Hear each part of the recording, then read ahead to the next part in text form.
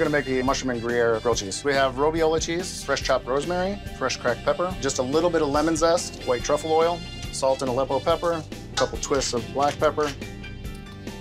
Yeah, we're going to saute cremini mushrooms, shiitakes, oyster mushrooms, salt, and Aleppo. Just a little bit of thyme, a little bit more of the jojoba. Okay. We also have parsley and sage. Got it. White wine. Crack of black pepper, a little bit of salt. Brother, you're giving a lot of respect to grilled cheese. Absolutely. So we're gonna build our sandwich, a little bit of the butter spread. European butter. The Ravioli spread, fontina for creaminess, sliced Gruyere. Gonna season that with salt, herbs. Our mushrooms will go right on there, straight to the grill. Finishing salt, herbs.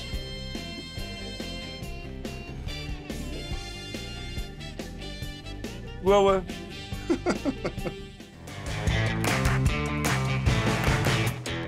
So I'm here in Baltimore, Maryland, about 2 miles from downtown in the Hamden neighborhood. Now, we're right in the center of all the universities. Now, I hear that they've got a place where you sit at the counter as the chef's cook. The dude that owns it is from Italy, and the place is legit. This is Grano Pasta Bar.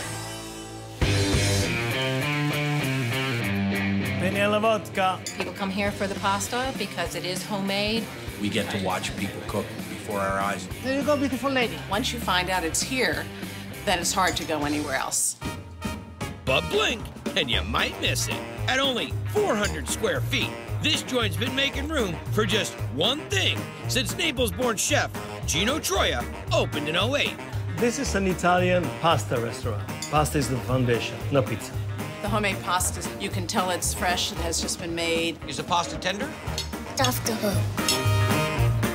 You guys are from this area? Yes. Lots of Italian joints.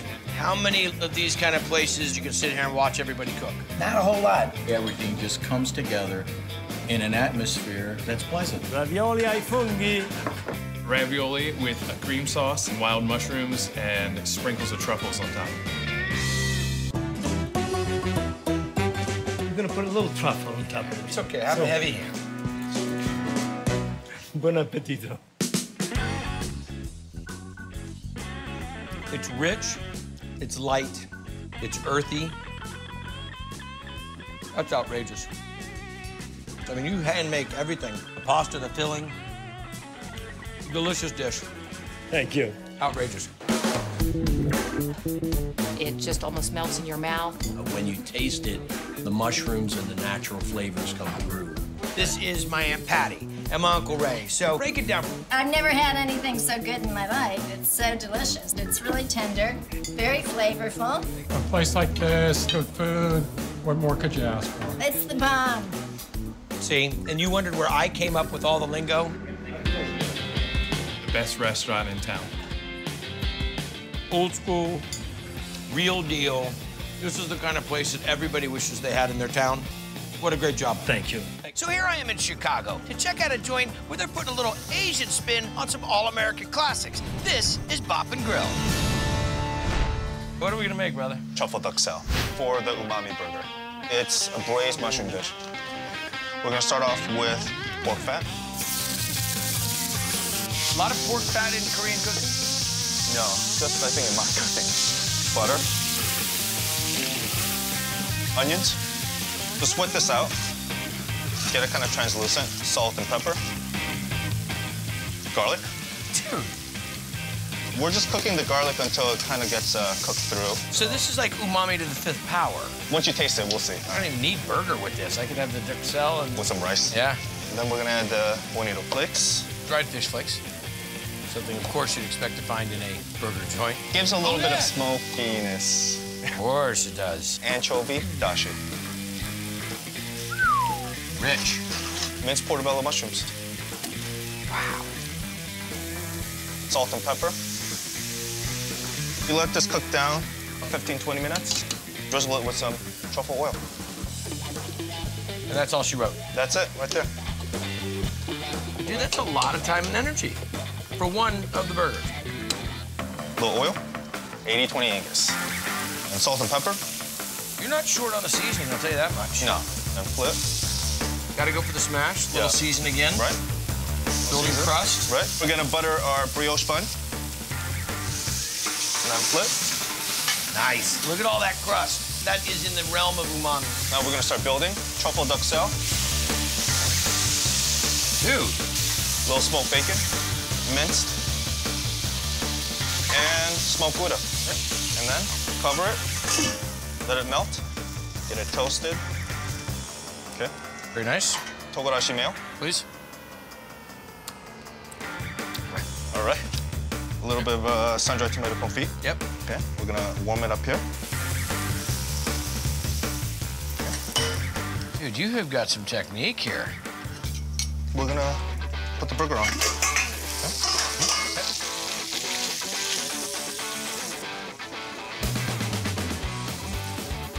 Top it off.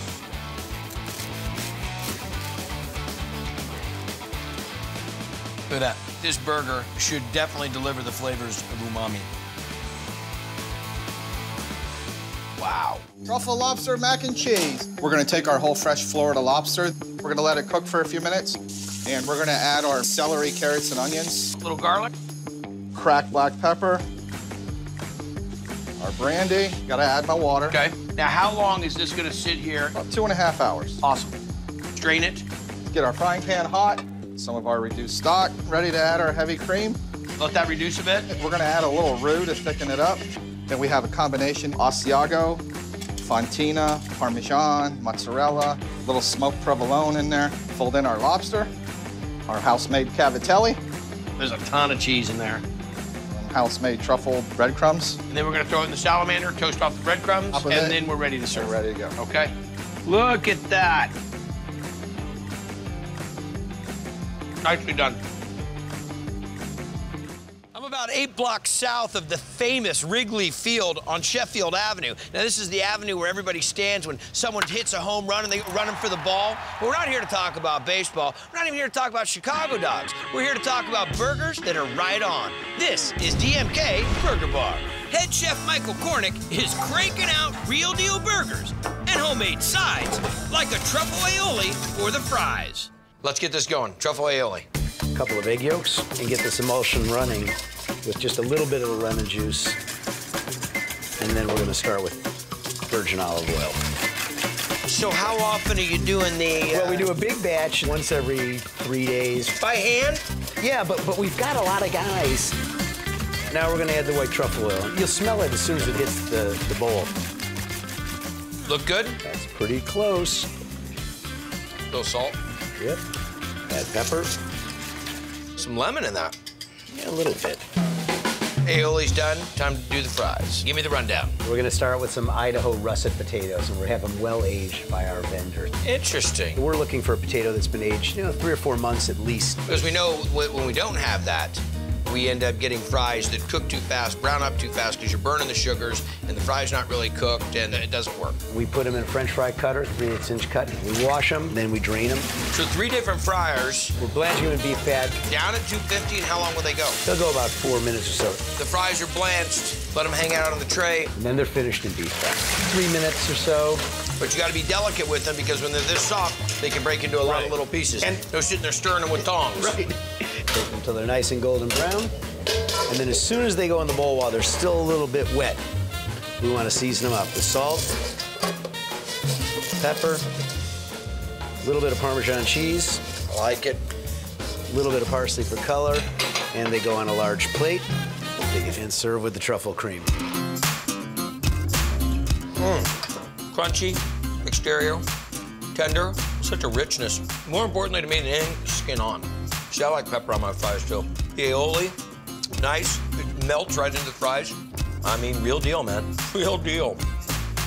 You're gonna have a gourmet burger joint, you better serve up a gourmet fry. Right? Excellent. Truffle fry up. Great fries. Great fries. Here are the Parmesan Truffle Cream fries. They're crispy, but they're soft in the middle. Real potato taste. Truffle is delicious. The cream is kind of sweet, and with the cheese on top of the fries, it's kind of tangy. It's just a very rich taste.